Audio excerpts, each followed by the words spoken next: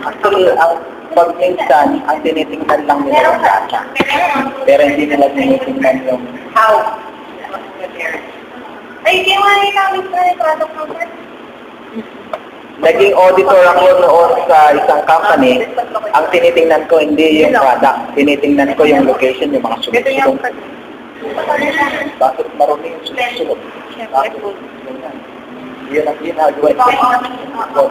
Kasi kung ang papakita nila yung product nila, yung process nila is very good. Alam ko na yan. So, pero tignan mo yung mga sulok-sulok na ganyan, o bakit maraming langis, maraming ganyan. Okay naman na lang, gamit mo. So, yun ang hindi nila alam na ino-observe ko. Mag-last question na tayo. Last question. Okay na. Tignan niyo isang kaya, yung mga target na kayo sa number? Target locations, yung mga yan, schools, marketplace, Yung mga RPS, sa Victoria, RCS, Conception, sa apat hindi ka? nakita ko yung tapa, marami ng mga food carts. Wala nga niya doon.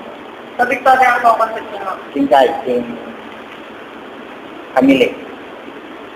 Nakita namin yung Red Camia, which is RCS. Red Camia. Maganda yung place doon. At saka yung rental fee niya Monday, lang, mura lang. Pero bakit hindi ka, ano nga yung sinabi mo sa akin, bakit hindi ka pumapasok sa SM? Kasi, kailangan nila na, sila naman talaga nung nasa bilan kumina tayo. Kaya Kailangan Mataas yata yung nila kanila. yung ano. Saka meron silang Dapat kilala na yung 3-month security deposit. Sa SM Baguio, 3-month security deposit is about 99,000. Yan ang kukuha natin. At saka dito sa City Walk, kailangan nila ng 3-month deposit at saka it costs about 75,000 ang nakukuha. Eh, sa ano, sir? Sa mga RPS? Wala silang anong Wala. ibang initial payment nila? Wala. Wala? As in, advance lang po? Advance lang. In sa law, actually, 2 months deposit, 1 month advance. So, if 5,500, well, 5,16,000 lang. Ano, 5,000 yung RPS per month? Lahat na yun?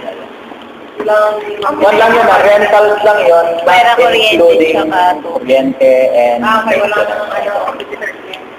Yung one lang Kasi yun, naman percentage sales alanan yung RPS.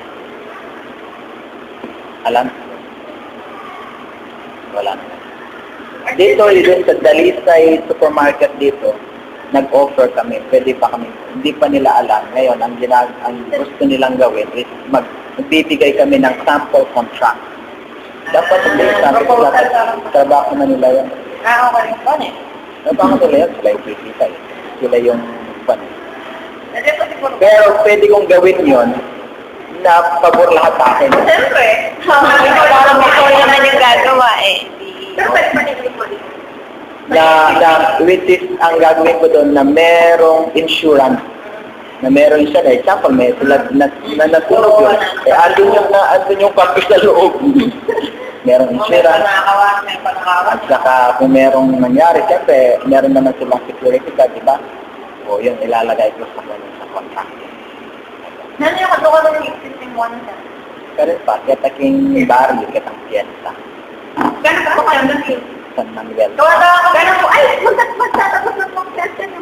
Test niyo po yata ngayon. Ay, gano'n naman! Hindi, kung yun, sa pangalawang barrio, hindi na. Sa lapas ang existing? Hindi. San Manuel ka lang. Sarili pa. Tapos sa lapas. Kasi gawa na ako kasing brochure eh.